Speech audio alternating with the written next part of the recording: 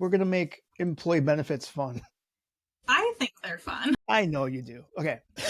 FSA, HMO, WTF, Understanding Employee Benefits with Veronica Barnas. This week on the Extreme Personal Finance Show.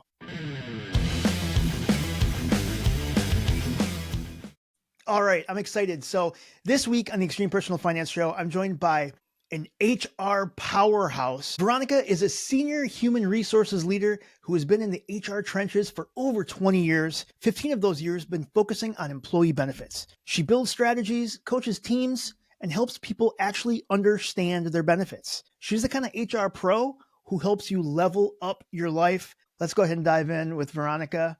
Veronica, how you doing today? I'm doing pretty good, Chris. How are you doing? Doing awesome. So I know we were talking before we hit record. Now you and I, we met, I'm trying to think back. So we met, was it at the Stacked book signing? Yeah. From Joe Solsihai. So a few years ago. Yeah. I don't remember what year that was.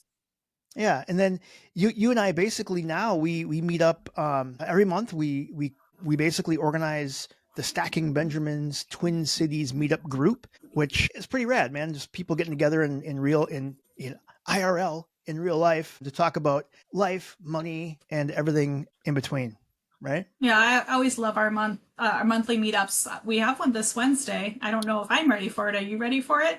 Not at all. I will. Good. We're together then. That's right. I time blocked tomorrow. Tomorrow I'm going to be putting some stuff together, and it'll be pretty cool. But no, I know you and I were talking. You did an amazing job. A few weeks ago, you kind of were talking about employee benefits to our group. And I was like, man, so many people need to better understand and better optimizing their employee benefits. Because there was tons of things that I was learning for the first time, which I wish I had known 15, 20 years ago. So I'm excited to kind of dive into employee benefits, open enrollment, because we're kind of in that time right now, right? Yeah, we like to call it open enrollment season. So it starts usually in October and goes through November for many employers. So tis the season, I like to say. Right on. Well, so for peeps that dread this time of year, because I know like we get the notifications at work and I'm like, oh, this again. You know what I mean? Mm-hmm. And it's like, can you kind of like dumb down, explain in plain English, like what is open enrollment, or like you said, that season, and why does it really matter? Yeah, so open enrollment is a regulatory period for Cafeteria 125 plans, which is an IRS rule that says you have a one-time-a-year opportunity to make changes to your tax-advantaged, and if most, not all, tax-advantaged benefit plans. It's one of those times where you don't want to just set it and forget it. The only other opportunity you're going to have to make changes is if you have some type of qualifying life event during the year. So that would be anything from like a marriage, divorce, somebody dying, having a kid, a loss of coverage elsewhere. So unless you have a significant life event, you're kind of stuck in either what you picked or you're stuck without what you picked. So I think it's a really important time to dive in and look at your options every single year. Yeah, because most of the time, I'm one of those people that just click same as last year. Mm-hmm. Even though you and 70% of other people. I was to say, even though coverages might have changed or whatever. So explain to me, so you mentioned like 70% really that high? Like usually maybe even more. Wow. Yeah. So I will say about 80% of people don't even go in and look at their benefits until just a couple days before. Most open enrollment periods are a week to 2 weeks long. And it's so boring the first week of that because there's not a whole lot happening. And then wham, the questions happen. People are taking action, but then they're rushing through it and they're not actually taking the time to really understand what they're submitting, right? What they're committing to for a whole year. Sure. So with that being said, I mean, that sounds like a pretty big oversight. I mean, what are some of the other like biggest mistakes that you see employees making during like selecting benefits or during open enrollment? Yeah, so I mean, the first mistake I think people make is not even looking at it, right? That's the very first mistake that people make because they're like, it doesn't look like there's anything different. The employer didn't highlight anything different. So I'm just going to do the same thing I've always done. their life may have changed. You may have accident-prone children. You may have a new diagnosis. You might have a tighter budget, or maybe you have a budget that's not so tight, so you're willing to take up the risk on the HSA eligible plan. All of those things can tie into what plan might be best for you. But then also, the employer may have made really small changes to the plan, and the names may have stayed the same, but you don't even realize it unless you actually do a page-by-page comparison of what that looks like. Even small changes to plan design, premiums, deductibles, out-of-pocket maximums can all shift what was the best option last year to not being the best option for you this year. So those are kind of the things, like, I think those are the biggest mistakes you make, is you don't actually take the time to sit down and look at it and review it. And I think, I always hated that part too, when you're thinking, when you think of open enrollment, you think of benefits, health insurance really is the main thing we focus on, but it also seems to be the most confusing, It is. Premiums, deductibles shift every year, even though your salary may not have, right? So answer me this. So this has always been kind of confusing. Like, if you were to break down, the different types of plans, like a PPO plan versus a HMO plan, like one being lower cost, maybe one being higher flexibility, like, help us understand who each of those plans is best for. Can you do that? Sure. So let's start with a PPO. So a PPO is a preferred provider organization. It is the most flexible. It is one of these days and ages is probably one of the most common ones you see. You have a network of providers. It's usually a broad network. So you can see different hospital/clinic organizations. You can see Health Partners and Allina and Mayo, but your network is broad, and they want you to go see an in-network provider because it's at a lower cost, but you do have the option of going out of network. It's just going to cost you more. There's no referral. Typically, not all, but most of them don't have referrals that are required for specialists. They do have higher premiums than some other plans because they are more of the overarching, it kind of covers everything and you have a copay with it, but you end up with more choices for that higher premium. And then you have a high deductible health plan, and those typically have lower premiums, but of course you have a higher deductible that you have to meet before any coverage kicks in. Most high deductible health plans are HSA eligible, but not every. So it's really important that you make sure that your HDHP, high deductible health plan, is HSA eligible before you enroll in an HSA plan. Those can be great for healthy families or people who like to save and or invest, like you and I, into an HSA, but they can be risky, especially the first year you start using it. I always like to tell people when they're looking at it as an option, it may be the best option for you. It may make sense logically, financially, but you have to be prepared for that first year potentially being that catastrophic year where you're going to have to cover your full deductible and or potentially out-of-pocket maximum. And if you can't swallow that risk, then this plan is probably not for you right away, because it's not if you'll have a catastrophic year, it's when most families at some point have a high healthcare need, usually within the next 3 to 10 years, right? So that's something about that you need to keep in mind. HMOs, those are called health maintenance organizations. Those are less common than they used to be. I never knew what that stood for. Yep, they're less common than they used to be. They have lower premiums, but they have a very tight network of providers, right? So you can only go to this type of clinic or location. You have to stay in network. They don't offer, not always, often don't offer out-of-pocket benefits. You usually have to coordinate with your primary care in order to see specialists. And there are options for people that want the lower costs and are fine with tighter provider networks. And I will say, you'll hear me say many times, often or most, because every plan is so uniquely designed to either the organization that's providing your insurance, or if you have a larger organization that is self-insured, to their own plan design choices. So you kind of have to take this with that you're going to then go and double check the information that it matches your plan information. Yeah, I know my current plan through, I use Medica here locally, and it was one of those things where I needed to get an MRI and another injection in my shoulder. And it was one where, we had to send that to my provider to see if that was one, if that procedure would be covered. And then once we got the letter that said yes it would, then I could go in and get that shot. So definitely something that I never really had to worry about before. That was something that I had to do this time. Yep. So you did mention that you can have what's called a high deductible health plan, that with those plans, you can now use what's called an HSA or healthcare savings account, right? This was relatively new to me when I started my last job. I had never heard of it before. I've heard of the FSA. I guess, can you quickly explain like the differences between those two and when it makes sense, when you'd want to use one or the other? Oh, actually, that's a great question.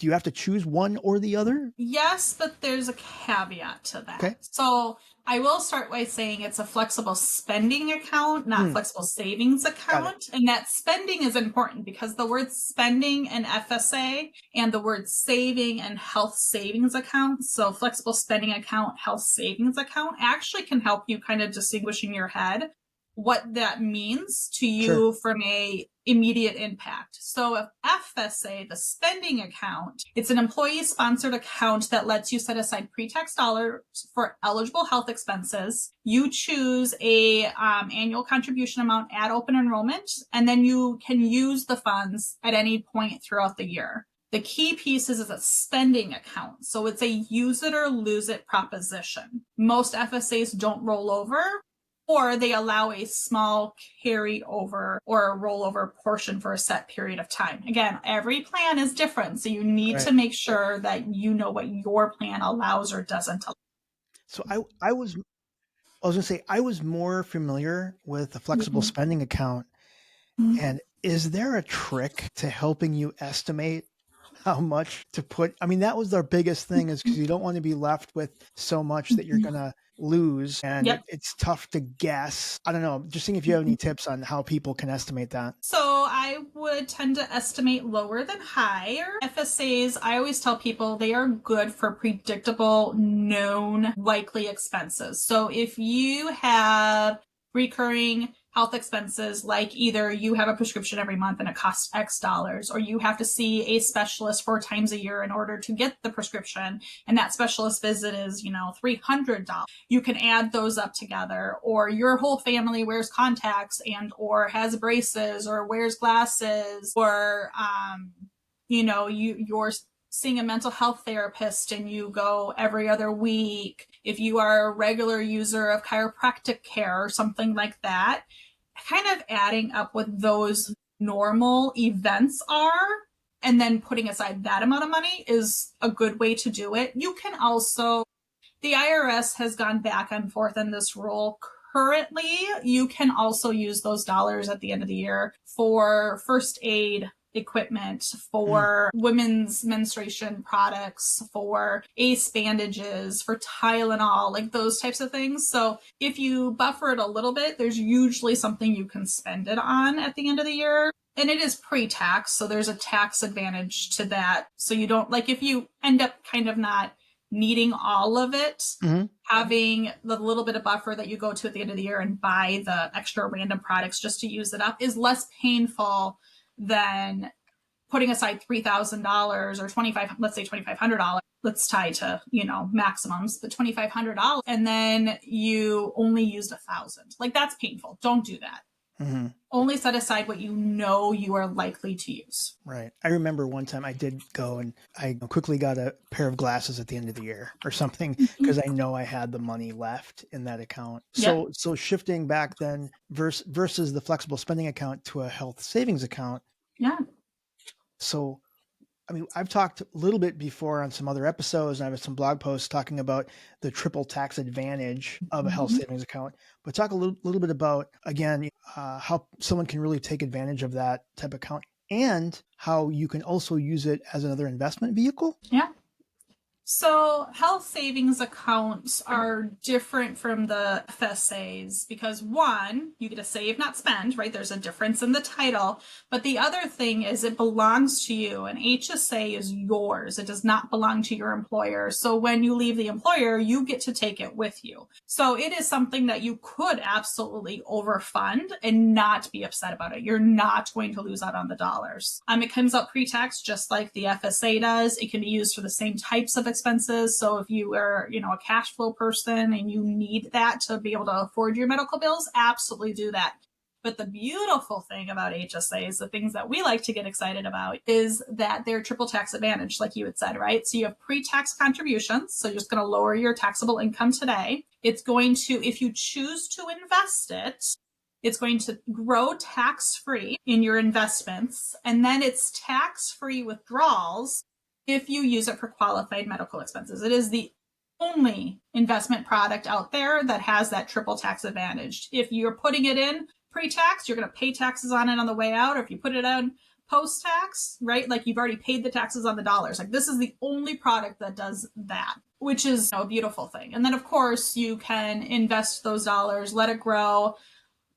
I'm not going to get too far into the weeds, but a lot of people will cash flow their medical expenses and continue to let their HSA grow, knowing that they could take out the dollars from their current expenses at a future date, which is also kind of nice. Yeah, for sure.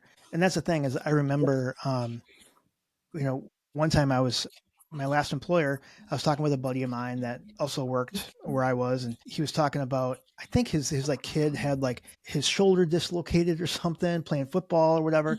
So he was like looking at his accounts and stuff. And he's like, "Hey bro, how much you have in your HSA?" And I was like, "I don't know, like 35 grand or something." And he's like, "What the hell?" He's like, had no clue. Cause he was using it for those healthcare expenses, which is fine. But I was just at a different point in life where I was able to cash flow my healthcare expenses and then let those contributions just continue to grow. So yeah. And if you can do that, that's an incredible gift you gave yourself, right? Yep. But we also recognize not everybody's not in that position to be able to do it. So totally. Yeah. And I had some other, again, depending on where you work or who your employer is, I had some other benefits where, my HSA, my employer would make a contribution every year. And so that was, again, free money I could take advantage of. Yep. I always say don't leave free money on the table when it comes to employer benefits. Because if you say no to free money, you're saying no to basically a part of your income, your paycheck. Well, that kind of, let's talk about that, because now, if we move on to again, normally we think of healthcare, or, as part of our health benefits package, but you could actually kind of give yourself a raise by looking at other benefits that your employer may offer, right? So we have, those retirement accounts, we have things like insurances, that type of thing. So I guess the one thing that people typically do, and you mentioned it earlier, right? People kind of think their benefits, they set it and forget it and never look at it again. Why do you think people should review things like their 401k or something like that during that open enrollment period? So there's so much more to open enrollment than just medical, right? There's the dental, there's the life insurance, there's vision, short-term disability, long-term disability. All of those components are a part of your open enrollment period. Outside of that, there's also things that you can touch any of the time, and 401ks is a great example of that. But what I like about pairing K reviews with open enrollment is it's kind of like when you set your calendar to replace your smoke detector batteries every, daylight savings time or whatever, right? Every April 15th tax day, whatever you do to do that. Wait, we're supposed to do that? Well, you're supposed to. I'm just You're kidding. supposed to. I won't tell you whether or not I'm good at doing it, but I do think about it. But the nice thing about looking at all of your benefits at open enrollment time is it's just a dedicated time for you to look at everything holistically. But please, please know that 401k is not something that you have to make any changes to at one time a year. You can touch that many, many times throughout the year. So if you didn't do it during open enrollment, don't think you can't do it again until next year. But what I like about it is, one, it gives you a holistic view of what is it really coming out of your paycheck from a benefit perspective, right? How are your dollars being contributed. One of the biggest things I encourage people to do around open enrollment is check your beneficiaries for both life insurance and your 401k. Log into your 401k every single open enrollment, even if you feel like nothing has changed in your life, because one, technology issues sometimes happen, and or there's a change in a benefits person and they no longer keep files the same way they did. You want to make sure your beneficiaries are accurate and on file. Every single year, I could tell you horror stories of either people not making beneficiaries and or forgetting to update them. So that's one thing you should absolutely do. But also, one time a year, open enrollment's a great time to do it. You should be looking at, hey, from a budgetary perspective, am I at least first taking advantage of the full employer match? And then after that, am I edging myself up, a little bit incrementally in my 401k contributions? When's the last time I made an increase in my 401k contributions? And open enrollment may not be the time to do that, but at least thinking about it is good. And then you file it away and you look at it next time you think about it. It should be put it on your calendar to do the next time you get an annual increase. Most people get increases at a set periodic period, whether it is your annual anniversary date, or if it's a whole company-wide pay for performance increase, whatever that happens, put it in your calendar to go in and look at your 401k to see if you can increase it at that point. Because I will say, when you tie it to the timing of your raises, you don't feel the impact of the extra dollars coming out of your paycheck like you do if you do it at any other point in the year.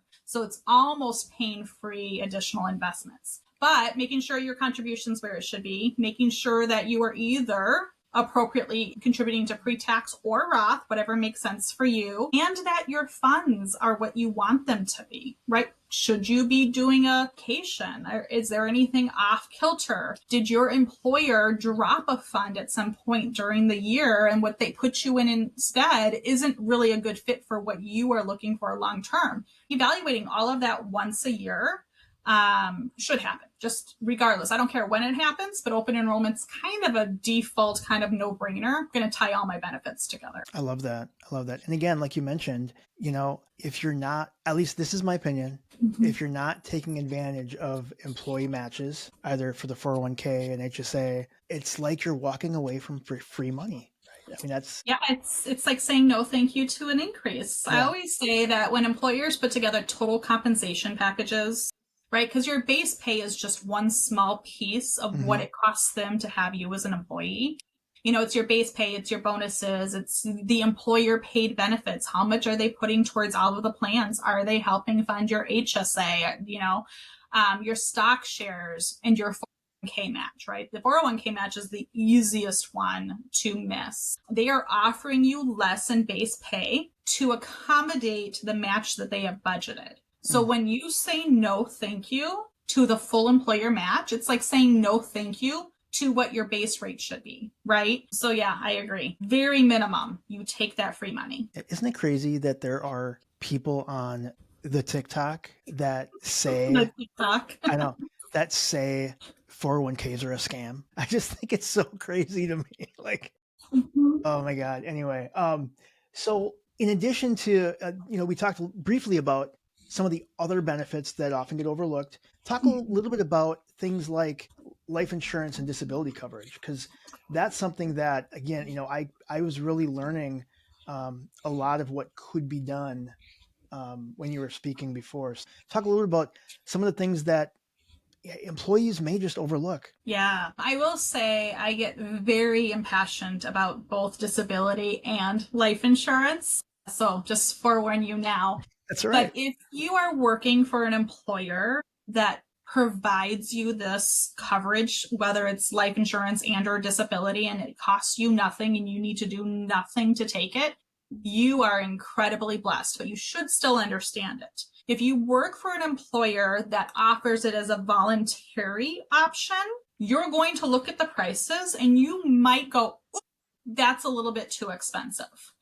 And I have done many benefit presentations over my career, but one of the things I feel is one of the most impactful things that I tell people is life insurance is for the people you leave behind. If you have other people that are counting on you for income, you have got to consider life insurance. And doing it through your employer is not often the best option to do it. So I definitely encourage you to look through for a different like term policy that is not tied to your employer, because quite frankly, not all employers offer the same coverages. I also recently had this happen to myself. I changed employers this past year, and what I have for basic life insurance for my former employer versus this one is drastically different, like $100,000+ different in coverage. So do you feel as though if your employer offers it, compare the coverages and what you'd be paying versus just going out and getting your own policy somewhere, right?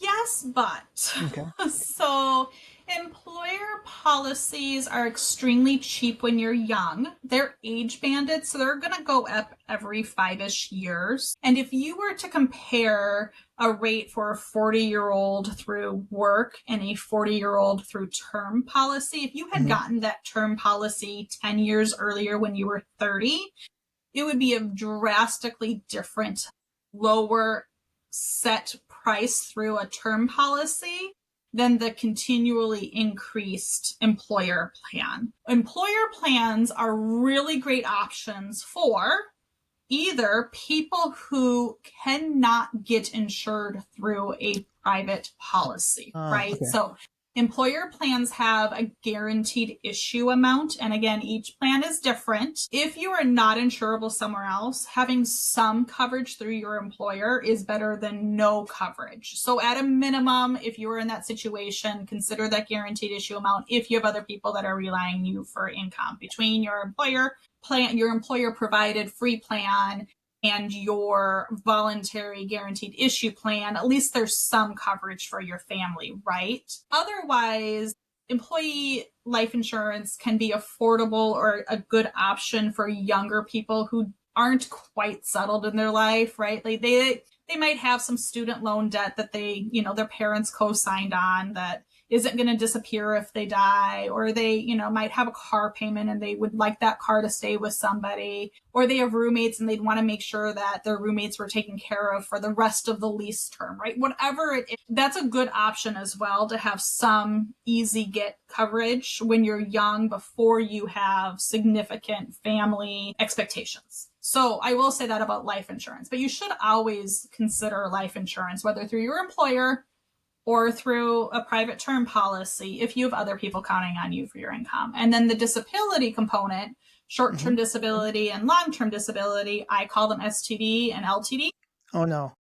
Just as a short, but those are your protection. So unless you are either one, independently wealthy, which most of us aren't, or us that are on this journey are working towards, but if you're independently wealthy, maybe you don't need short-term disability or long-term disability, right? Or if you have somebody in your life that loves you enough and you love enough that they would take care of you for a foreseeable future, right? And it wouldn't drive you crazy relying on them for housing and care. If you've got somebody in your life like that, fine, don't get the coverage. But if you don't, if the idea of moving back home with your parents stresses you out, get the disability insurance. There's a reason why it costs money. It's because the likelihood is you're going to need it. About 25% of people, 1 in 4 people in their adult life will experience some period of time where they are not able to make a living, and they're going to count on short-term or long-term disability. So yeah, those two things, please consider.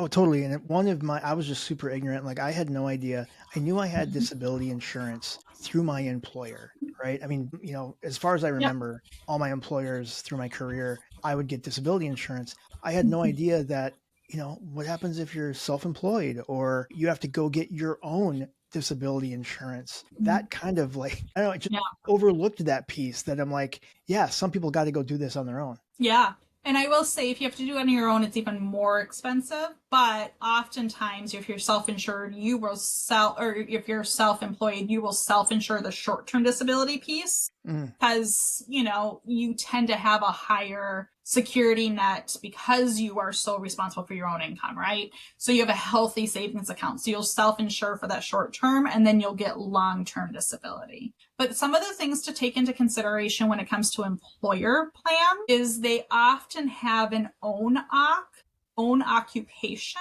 clause in their plans. So they're more affordable to the employer than what you could get through something private. But the own OC is that you are only going to be covered in disability payments if you cannot do your occupation. There's about usually 24 months. Again, all plans vary, but it's usually a 24-month term where you will be insured against your own OC. And if you're still not able to return to your job, you then, from an insurance company perspective, they are going to require you to get any occupation. So not super touchy if you're an office job person, but if you are a manual labor person and you make, $100,000 a year driving a DOT truck, and now you can no longer drive a DOT truck because you've had strokes or whatnot, epilepsy, well, you'll get covered for a short period of time, but my goodness, in those 24 months, you're going to have to retrain and go get some other job. Doesn't matter what it is. So it's important for people to understand that too. Wow. Yeah. No, seriously, I think that often gets overlooked.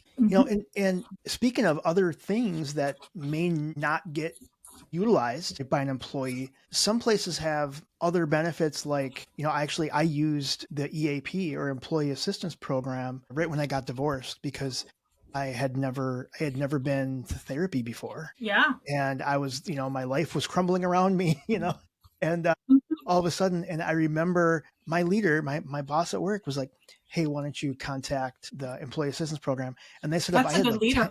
What's that? That's a good leader.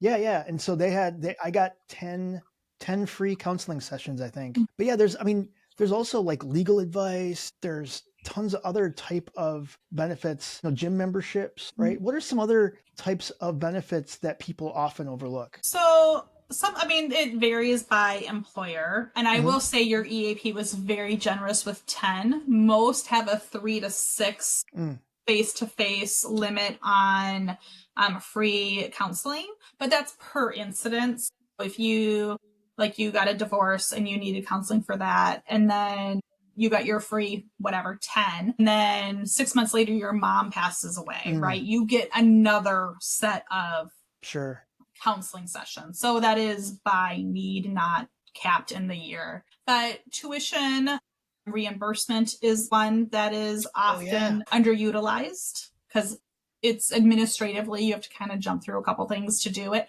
But if your employer offers that, it's usually not enough to cover the full cost of going even part-time. But if you could do just one class, a quarter or a semester, it might take you however many years to do it, but my goodness, that's better than not doing it at all because you can't afford it, right? So taking advantage of those things. Professional development, will your employer cover, and it's a great thing you can negotiate even at job offer and or promotion, right? Hey, I would like $2,500 a year for professional development or for a coach.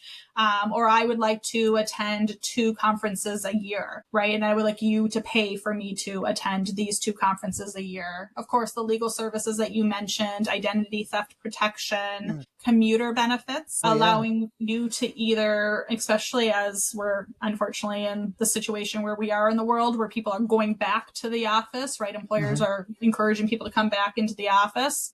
So the pre-tax bonus of that and or just a stipend from your employer is huge. Fitness or wellness reimbursements or stipends, sabbaticals.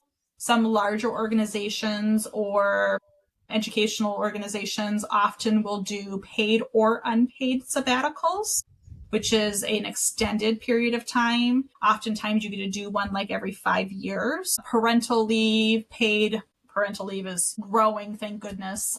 Adoption assistance, childcare support, employee discounts.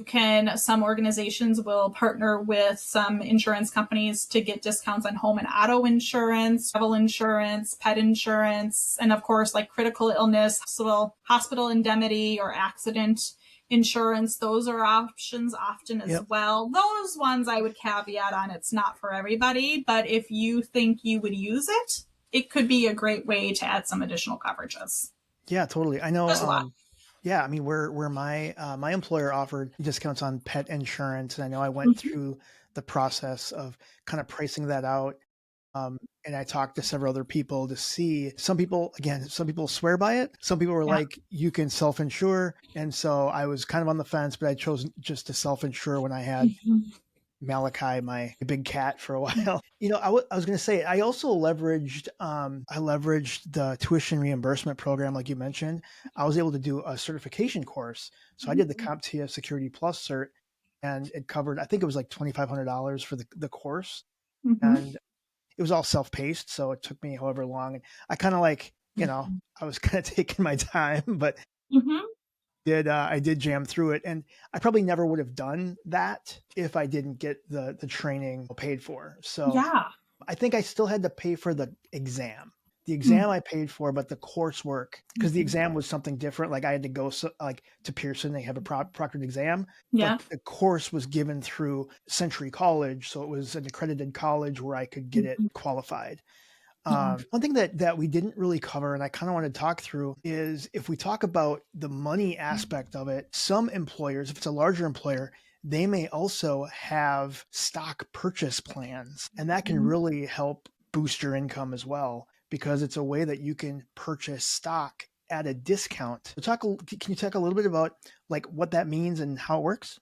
It's a great option, but you need to make sure you understand all the rules that go with it. So, oftentimes, if you have an employer well, some employers will just gift you stocks, which is a very nice place to be. It's usually at that point is worth trying to figure out the administrative burden of how to take those stocks with you when you leave. But if you have the ability to purchase discounted stocks and you have the cash flow to be able to do it, because that's the other component you need to be Mhm. kind of aware of, it can be a great way to kind of get a instant return on your money.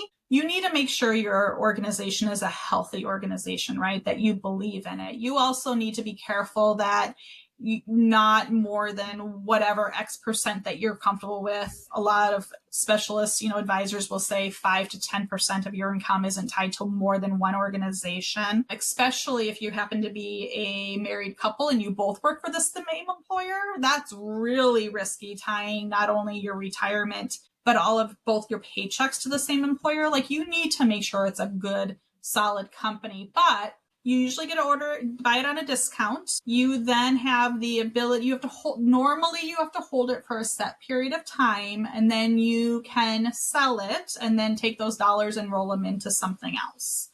Um, you need to understand what your waiting periods are. If there's a vesting period in any way for those stocks, oftentimes there's a vesting period if they're gifted to you versus if you purchase them. Vesting just means how long do I have to wait before they are legally mine to do whatever I want with versus mine on paper as long as I still work at this employer. So you need to understand what the vesting period is for them. But yeah, it's a great option. Any Yeah. stock options you can get through your employer. There's also employee owned organizations. I'm working for one of them right now Mhm. where I am just gifted shares of the company. It's 100% employee owned, right? And each year we just get shares based off of where we're at from a share price and where we are in a compensation. Like, where is my compensation percentage versus somebody else's? So, I think that's so rad that I don't know. I always thought in those employee owned companies, you're all working kind of towards the same goal. You know what I mean? it And creates it's a pretty like, cool culture. yeah, Yeah. exactly. Right. That's pretty cool. Yeah. And so I just wanted to share a little bit, that was part really of my, my FI journey and my Mhm. investment strategy was both having stock gifted to me in the form of RSUs or restricted stock Mhm. units. And like you said, those had a 4-year vesting cycle. Mhm. So every year I'd get 25% of those stocks, of that stock grant get vested. Yeah. And so they would always go on top of each other, right? So then the next Mhm. year I would get another, RSU, right? So Mhm. many, so many shares of stock. And then that 4-year would start over again for that bunch of stock. And then the employee purchase plan, like you said, how Mhm. much can you cash flow? Can you afford to buy the stock. And so I did the max at the time. I was able to do 15% of my income, buy stock at a 15% discount. Yeah. And then basically you then can cash out that stock. It was like twice a year. So every 6 months. And then I don't remember exactly how they calculated. I think they went back to the lowest price of the stock in that period. within that 6 months, I think. And then, so that was the margin you'd make, right? Yeah. The less, and then whatever it closed on that 6 month period. So it was really a good way for me. But like you said, very easily you can become overweighted in a single stock if you do that. Yeah. I remember I take into considerations capital gains, like short-term versus long-term when it comes to that as well. Yep, exactly. So, and again, ours was using E-Trade as the dashboard. So I would just go in and see, which one fell into long-term, and that would be the ones that I would. That would be the one you would. Yeah, so I would actually log into, I use Personal Capital as my dashboard, log into Personal Capital, and it would, or I'm sorry, Empower now. It's still Personal Capital to me too. I log into Empower and it would tell me, hey, 23% of your overall portfolio is in one single stock. In one company, I'm like, okay. So then I would go to E-Trade, look and see which batches of shares fell into long-term, sell those. And then again, capital gains, you could actually go in and tell it how much tax you want to withhold. And then I would just dump that into my brokerage account. That's typically how I know some people that I worked with, that's when they would buy their third Tesla or their boat or whatever. Go on vacation. Spend it. You know what? You do you. You spend it whatever you want. That's the cool thing about benefits and personal finances there. Well, what's so cool about it and also so confusing is it's so nuanced and individual to the person that you cannot say this is the only way you can do it, right? Absolutely. Yeah, totally. What is some of the, another thing I was going to mention, you mentioned gym benefits. And the interesting thing, so where I worked, so at campuses, where I worked, there was a few different campuses. And if there was a gym on site, you could go to the gym whenever you wanted, whatever that was on site. And but because I was a remote employee, I had so much, I can't remember what it was. I don't remember how much it was per year, but I could do I couldn't do gym memberships, but I could do classes or something. So I remember I did my my self-defense karate class, right? Like 8 weeks or whatever. And that class was paid for. I did like a yoga. There was some wellness stipend. Yep. And so I would do like my yoga because it was like a fitness class. Again, I would have to pay for it, send receipt to the people team, and then I would get that reimbursed on my check. But yeah, that was a good benefit. Another benefit that actually I was just talking with somebody about this that was so crazy, which I didn't even know after I was working there for 3-4 years. And I remember I was at one of my work campuses, and earlier on vacation, I had like sprained my ankle and it was like bad. And then right from vacation, I had to fly to a corporate campus. And my ankle was like all black and blue, and I was like gimping around. And, again, my leader was like, hey, why don't you go check out the, I don't know, the medical team or something. I don't know. And I was like, an on-site medical office. Yeah. And I'm like, what? Okay. I went there and it was super cool. It was so awesome. They wrapped up my ankle all nice and cool, like totally paid for. And I was like, wow, this is super cool. Well, the woman I was talking to there said, yeah, remote people often will schedule preventative care while they're at campus because you don't have to pay any out of pocket. There's no money. And I was like, what? Like, it's pretty rad. Like, I didn't even think of, and should have been using that more often. Yeah. And I would say like your regular allergy appointment where you need your prescription renewed each year, right? Or you have an acne medicine and something like that. It would be great utilization of a program like that. I will say most people don't work for employers that large. So that's not a common benefit, but if you do have it, I will one of my things is just understand what you have access to. Do not sign up for it just to sign up for it because some of it's just not relevant for you and where you are in your life. But my goodness, if there's free money on the table, enroll in that, submit for reimbursement, max out your match, whether it's an HSA or 401k match, whatever it is, do not leave free money on the table. Yeah. And you know what? And ask what benefits are available. I know like my employer, as I was leaving, I mean, they added new benefits that I really didn't take advantage. Like they added a full catalog of Coursera classes. You could take Uh-huh. classes on anything. I remember they also added, I don't know if it was through like care.com or something, but Mhm. it was where if for whatever reason your daycare provider called in sick or something, you could Yeah, just make a call. You could do it, I think, twice a like up to year. 10 times a year. Maybe that's what it was. Yeah. Well, I mean, I it don't know. depends. Yeah. Again, organization, benefit, nuance specific, but yeah, a lot of Yeah. them are 6 to 10 times a year in free backup childcare because it costs them a lot more for you not to come to work. Sure. You know, the one thing around benefits that I wish happened would be people would ask more questions. Mm. People don't know what they don't know. We live in a world where once you're an adult, there is this sometimes societal, sometimes self-imposed expectation that we're supposed to just know what we're doing around all things adulthood, right? But the reality is we've never lived through having to understand our benefits, you know, before we were an adult. And quite frankly, most adults don't understand their benefits. And so they kind of just either fumble through it or, you know, they're low users when they're young, so they don't think to ask questions. And then they get to a certain age and they're like, oh my gosh, I'm 40. I'm supposed to know. I can't ask questions. Please ask questions. There is no such thing as a dumb question. And my goodness, there's some misunderstandings out there we could clear up, or you can better understand how to maximize your benefits. Just ask the questions. I love that, Veronica. That is a great key takeaway to kind of end this Mm-hmm. episode on. Don't be afraid. Mm-hmm. Ask questions. I think that's a great piece of advice. I want to thank you so much for hanging out with me. Again, it's always fun. I look forward to jamming in person later this week. And I want to thank everyone else for listening, following along wherever you get your podcasts and on YouTube. And we will see you next time on the Extreme Personal Finance Show. See ya.